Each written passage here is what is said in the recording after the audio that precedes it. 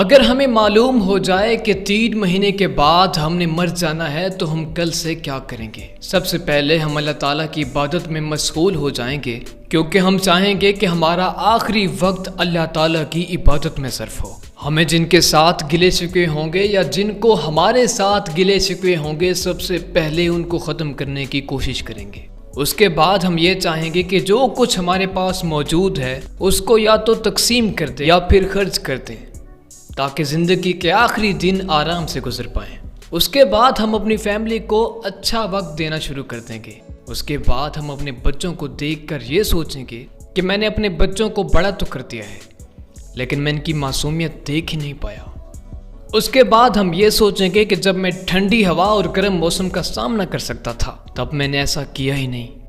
میں نے سورج کی آنکھوں میں آنکھیں ڈال کر دیکھا ہی نہیں، میں نے سورج کو نکلتے اور غروب ہوتے دیکھا ہی نہیں، میں نے گھیلے گھاس پہ چل کے نہیں دیکھا، میں نے پھولوں کی نرمی کو محسوس ہی نہیں کیا۔